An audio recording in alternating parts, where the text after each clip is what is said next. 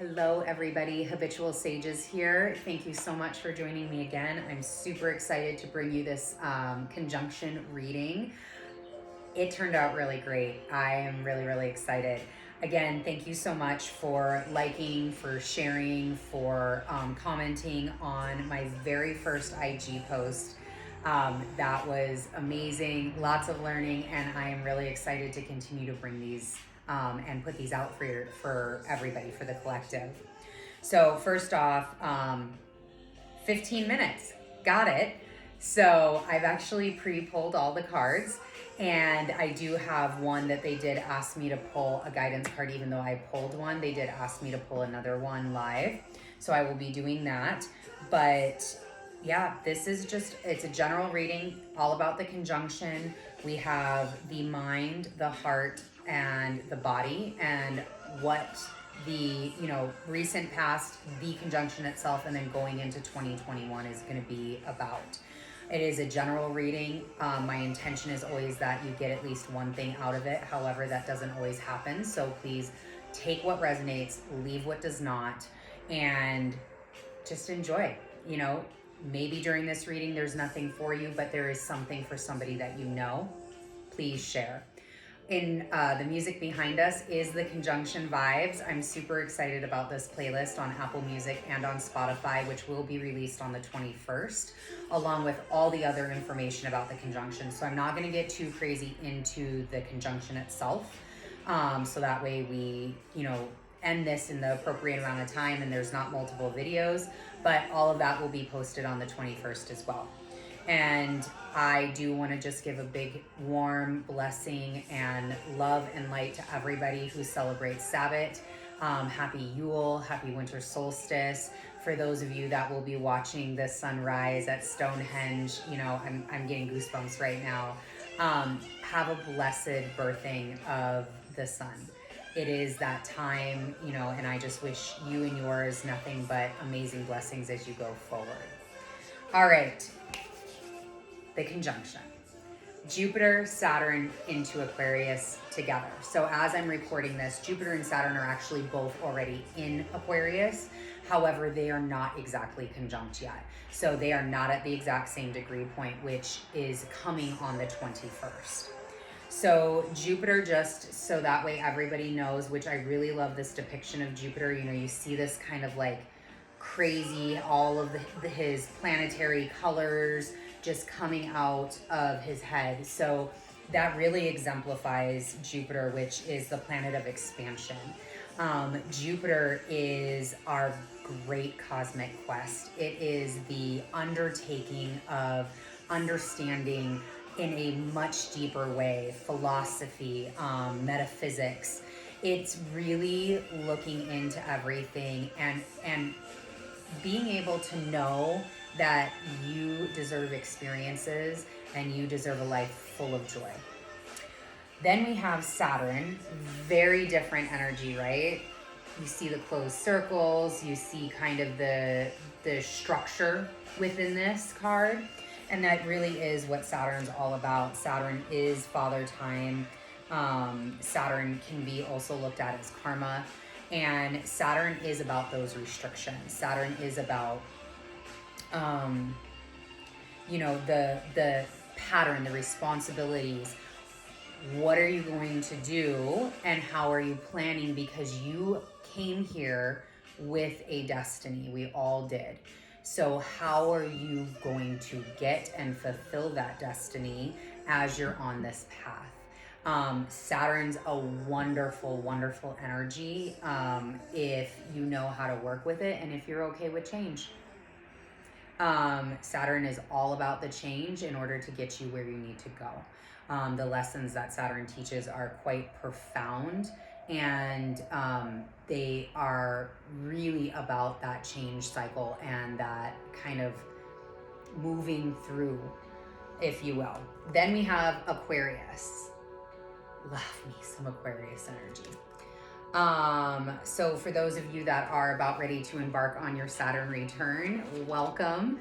It's going to be a ride. I'm so excited. Thank you. We have been waiting for each and every one of you to get here. Aquarius is an air energy. Aquarius is not just any air, but it's also fixed air. So Aquarian energy is this kind of understanding that yes, you are an individual, and yes, you have this individual individuation that needs to come out, and that you're kind of done with the bullshit. You're kind of done with the structures and all of the things you want to question, you want to revolutionize, you want to break away, you want to get out of that like rigidity, if you will, if that's even like the right word for it, but that kind of compression of everything, right? But the great thing about Aquarius is it's how we do that as an individual, and then how that also can happen in our communities, in our connections, in our people that we, come into contact with. And for me personally, like this really does feel for me as a more close to home energy, that, the more that we lead and go forward in our own individuation, the better that our community can, the people that we're closest to can also be inspired to do the same. The people that they're closest to also gets inspired to do the same. And then this is how we literally change the world, right? And it's really great because this is permeating throughout this whole read. So first off, the energy and how it got said to me was not, this is the overall energy. This is the energy that flows through each of these different spaces, which is the 10 of Pentacles and the Magician. So of course Mercury had to show up, and also fellow co-ruler, not the lower octave of Aquarius, the higher octave is Uranus. So we have definite Mercury energy here. So what I really got from this and why it's waving through all of this is this truly is what is open for each and every single one of us, right? Here is your individuation. Here is you standing in your power, owning every element, right? This is water, earth, air, fire, and the ether all in one, and being able to embody that and have access to it. And in order to create alchemy, in order to create the abundance that you're looking for, this 10 of Cups, 10 of Pentacles, that prosperity, that achievement, that wealth. Through our individuation, through breaking free, which is what all of 2020 has been about. It's been about coming closer to this magician energy. It's the magician archetype in Jungian psychology is really about the getting that deeper connection, being able to connect into spirit and with spirit, and understanding that there's a lot going on, and we are a very small part of a very big picture, right? But we are also an amazing part of that picture. And it is through our experiences that we get to grow, we get to develop, we get to do things, right? So the Magician and the 10 of Pentacles really honed in for me that, if you have been working with Saturn and Jupiter, and including Pluto and all of the things that have occurred, the amazing, transits that have occurred in 2020, you've probably gotten a little bit closer to this, and you've probably gotten a little bit closer to this, and that is in all forms, right? The mind, the heart, and then the physical body. And it's knowing that you can create whatever you want to create in this life. So, first card out from the Lemuria deck was the Infinite. So 49 came up twice in this reading, the number 49, and which when you add those together, if you are into numerology, is the number 13. That would be 3 13s that came out in this reading. So 13 is the number of the goddess. It is the number of the mother. It's the number of Venus. And it is truly a number of birthing, and it's a number of creating. So the infinite, we are more than these bodies. We are ethereal. We are connected. We are an extension of the universe. That is really what this infinite card is all about. You know, there is a DNA strand that's connecting this more humanoid body here up into this beautiful, you know, ether energy. And it really is about, there's also a scarab on here as well. That may mean something to some of you. So this is truly about those mini deaths that get us to these big wins, right? Get us to the rebirth, the renewal. So this is a very renewed energy in the mind. Your mind has been broken down over the course of 2020. And that showed up with the devil in the recent past. So the devil is all about illusion, right? Devil is also Capricorn. We are coming out of the Capricorn, moving into Aquarius. And Capricorn really taught us this is all an illusion. And we can manifest and do and be exactly who we were meant to be and fulfill our destiny. That really the only limits that are ever placed on you are the ones that you place on yourself. So then we move into the 9 of Pentacles, which is as we go through this transit, which is this self-confidence. It's this beginning of abundance. Excuse me, not the beginning, but more it's the reassurance and the knowing that you are secure. It's also a card of like, I'm secure on my own. I can stand in my own power, my own right, and know that I can create all of this. Know that I am the magician and I can get my 10 of Pentacles and do it on my own. And that's a wonderful thing. That is what this devil, this Capricorn, and Jupiter, Saturn, Pluto was really supporting us, a lot of us in this year. And then as we go forward into the new year, you have the Knight of Wands. So Knight of Wands is fire, it's passion, it's fast moving. It's, going for it, not being afraid. Understanding that I'm going to move forward, I'm going to push through, and I've got this. And that's all in the mind. So this is how you're talking to yourself. You know, this is how the mind is showing up as we get into this conjunction. The next row is going to be our heart center, and beautiful air showed up, right? So it is a paradigm shift. It is a time of great change, and that is what is coming out within our heart center. We have known. We may not have wanted to listen, but we've known what's been going on. This is a time of really profound change. Air is all about communication. It's all about the flow, right? And how we flow through things. So as we look at this time of change, we have the artist, right? So this is in the recent past. So the artist is really that kind of, you know, it's a card for me of solitude. It's a card of creation, but creating in self, more solitude, and having to kind of like come in and pull out these artistic expressions of who we are. Then we have the Queen of Swords. So this is what the conjunction is bringing in. Man, let's talk about power, right? And we actually have the King and Queen here, power couple. This is, I know my power. I'm cutting out things that no longer serve me. I am being truthful and honest. I am living in my highest expression, in my essential truth.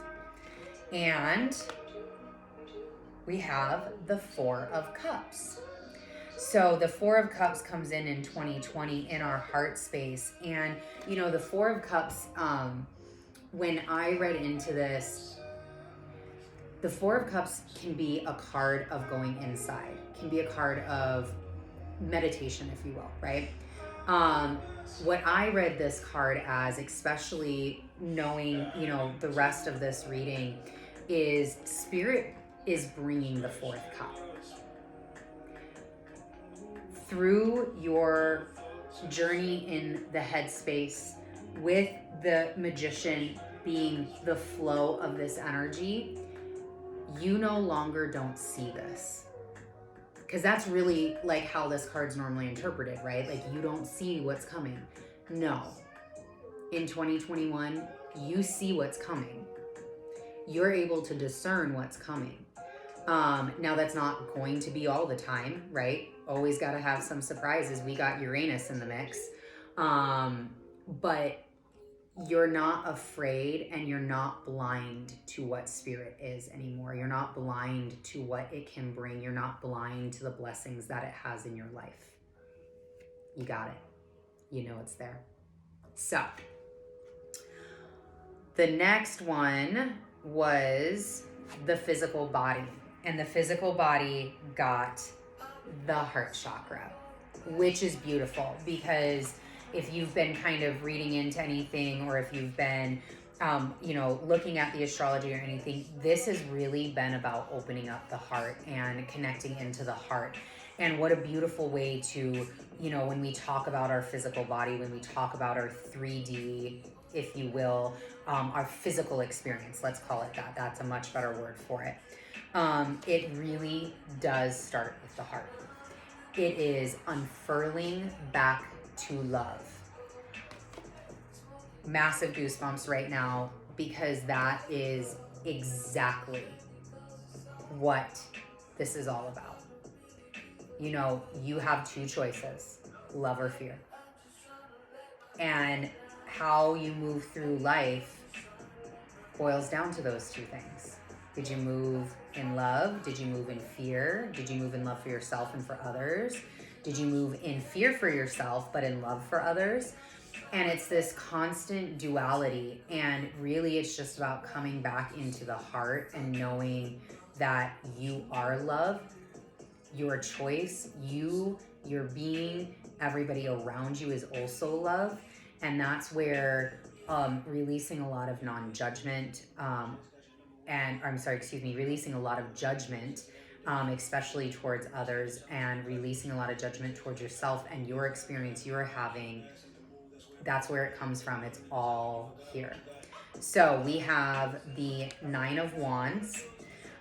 This is in the recent past. So there were actually 4 cards that fell, the King of Swords being at the bottom. So I kind of read them as an overall kind of consistent flow as well. So the Nine of Wands is, you know, it's protection. It's kind of fighting those battles, right? I fought a battle. I'm wounded from the battle. I'm trying to move through the battle. But knowing now that you actually can, right? You took a risk. You might have failed. But the worst case scenario that the mind told you, your mini, you know, all of the ego, all of the little voices in your head, your staff meeting told you was going to happen, didn't. And you're okay. And then we have the Seven of Swords. So the Seven of Swords is, you know, it's this, I got all these swords, look at what I'm doing. It's kind of this like very immature energy that I feel is connected, you know, with the, what, you know, maybe what in the recent past has been moving through, right? It's this energy of, what do I want to say? Deception. Because you're really like, I mean, look at his face. It's like, I got all these swords. They're in my jacket. Look, 2 are on the ground. I'm going to pick those up. We got this. But is he deceiving himself in believing that he can actually wield all 7 of those swords? right? Can you actually carry all 7? Can you actually use all 7? No? Okay, well then let's get some clarity on that, right? Let's actually think of through some of those things and move out. And this is what I feel like we're moving away from, right? This kind of inflated ego, this all I ever do is get wounded, whichever energy piece, and it could be multiple and both for a lot of people, right? And then we're moving into this great space of the Knight of Cups and the King of Swords. So from this energy here, right? Like both of these look like squires, don't they? Like think back to medieval times, right? They look like squires. They look like kind of the grunt boys, right? The grunt boys that would go and run around, pick up swords, take swords. They were always pushed around, always doing that, but they were squiring, working towards slowly and diligently. Saturn, thank you. Working towards the longer goal, which for most squires was to become a knight. And for some, it was to become the king, right? They were working to get in a space where they were favored or could turn into a knight to have even higher favor with the king. Knights and kings know there is nothing that they can do. They can't get on this horse with all this armor on. They can't go pick up their sword and hop off with all the armor on without their squire. You have to be a squire first. Everybody needs to go through the squire phase. Everyone needs to also have people that are on their team that are going through the squire phase, right? You need support. You need help. The Knight of Cups is this beautiful emotional energy of, I have something to offer. I know I do now, right? We've gone through the Capricorn devil stuff. I have some things to offer now. I know where my destiny is. I know what I'm supposed to be doing in this lifetime on the planet. A lot of us may have callings in more multi-dimensional realms. That's amazing. That is your purpose and your calling. There are a lot of us that our calling is on this earth and what we're doing on this earth at this time. And the Knight of Cups is really that patience, that persistence. Let me bring my cup to you. Let me show you what I can offer. Let me give that from my heart space. And I mean, he's just serene. And then we have the match, the King of Swords. Also, power. Stand in that power. This is a king that knows what he's been through, knows what it's going to take to get to the next mountain, knows what it's going to take as he moves his kingdom forward, and knows, what the integrity of truth, the integrity of the heart, the integrity of maintaining your path towards your destiny, what that does, not just for you as the king, but also for everybody in your kingdom. And then we get to the guidance card, the Angel of Love. Also, like I said, there's your second 49, third 13, because I believe, yes, it's the air, which was in the heart space, is a number 13 as well. So where did the book go? Here we go. I didn't want to get anything wrong with these. So, tender connections. This beautiful angel comes with roses in her hair and rose-colored wings. She holds a rose-quartz heart, radiating tender and loving vibrations, bringing you compassion and affection. Remember that your first intention for tenderness must be directed inwards, and the compassion that you demonstrate towards yourself will influence the energetic potential of these events in a significant way. The Angel of Love is smiling on you and forging connections in the energetic realm. And then there's an affirmation here that says, I love and value myself without limitation or condition. Tender, loving treatment comes to me in wonderful and unexpected ways. Beautiful.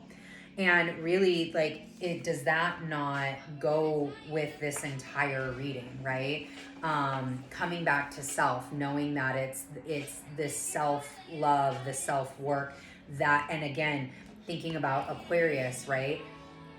All of the self stuff. Look, we're getting close. We're at the 11th sign of the Zodiac in Aquarius, right? We got one more and then it starts over again. So we have learned a lot of these lessons, and we should be sitting in this space of self. And now, how do we bring self out to our communities? How do we bring it out to our kingdom? How do we manifest and create and alchemize as an entire picture with everybody? So that is a really beautiful energy. And then, like I said, Spirit wanted me to pull one card more for guidance. So let's see what we have here. Spirit, ancestors, guides, angels, Michael. What other guidance do you have for anyone that is listening as we move through this beautiful conjunction between Jupiter and Saturn as they move into Aquarius and beyond and into the new year? What is, thank you, Spirit. Other guidance, thank you. All right, what do we have? Sixth chakra, Archangel Metatron. Beautiful. Number 40 breaks down to 4. We are in a 4-year right now, transitioning into a 5-year for, building blocks, right? Before all the change of the number 5. And Metatron, divine, right? Archangel Metatron, I'll obviously look at the book, but Archangel Metatron he's the archangel that's always shown with sacred geometry around him.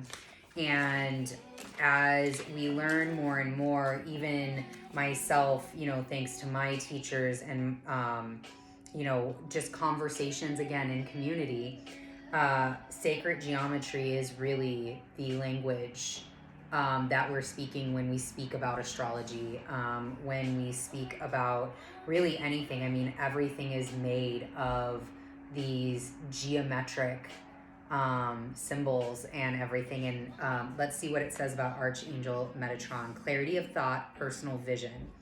This very powerful, Archangel Metatron brings brilliant indigo vibrations to your brow chakra or third eye, which is the center devoted to insight and clear thought. When this card appears upright, it indicates a much greater clarity in your thought process and an expanded perspective towards broader horizons. Some new perceptions are taking hold and the clouds of confusion are clearing. In some ways, this could be a new beginning, for you're on your way to developing a deeper insight about what's going on in your life and why. Now is the time to focus on your personal vision. What do you want your life to look like in the years ahead? Create a clear picture of that and support it with your daily thoughts. The insight you need to create a vibrant life is available to you now. The affirmation, my sixth chakra is open to its perfect healthy state. My personal vision guides me and my thoughts are peaceful and clear. Ashe. Man, can't make it up. You cannot make that up. That was a powerful message. I hope you all felt that, especially as we looked through, what's been going on in the mind space. How beautiful to tie that all together. So from the mind and the physical body, you have both representations here, right? The heart chakra, which was in our physical body. You have Metatron and the indigo lights and all that his divine guidance brings. You have that here in your mental, right? In your mind. And then our body is flowing with the air.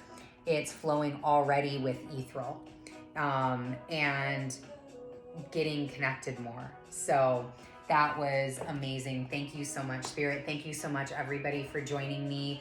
I look forward to the next one and continuing this into 2021. Again, have a blessed conjunction, a blessed solstice, blessed Yule. For those of you that celebrate other holidays within the month of December and getting into January, may you have a blessed time within your culture, within your faith, and just know that it's all here. It's all love. Everything is always love. Love you. Bye.